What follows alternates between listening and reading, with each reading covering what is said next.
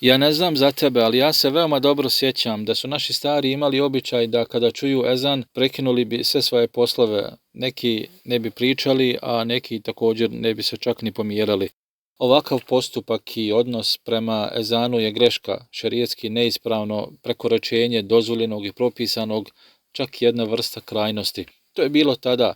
Danas imamo drugu krajnost, a to je krajnost zapostavljanja. Tada su ljudi davali ezanu više nego što je propisano, a danas ne daju mu ni ono što je propisano.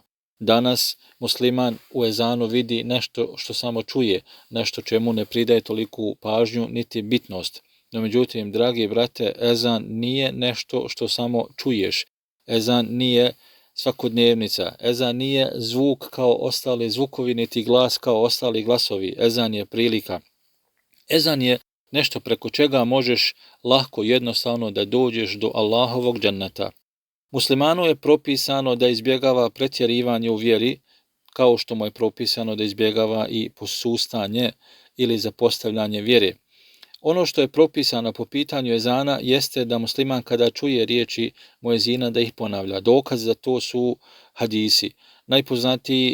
Najpoznatija su tri, a od ta tri najpoznatiji je hadis Omera radijallahu ta'ala anhu, kojem kaže on da je poslanik sallallahu alaihi wasallam rekao kada čujete poziv, to jest ezan, vi ponavljajte isto onako kao što izgovara i govori muezin. Pa kada muezin kaže Allahu akbar, ti ćeš reći Allahu akbar i dalje u hadisu se navodi sve dok ne dođe do riječi hayya ala salah, hayya ala falah, tada ćeš ti izgovoriti riječi la hawla wa la quwwata illa billah i kraj ezana ostaje isti Allahu akbar, la ilaha illa Allah. Kaže poslanik alejhi salatu vesselam, ko izgovori ove riječi iskreno iz srca ući će u džennet.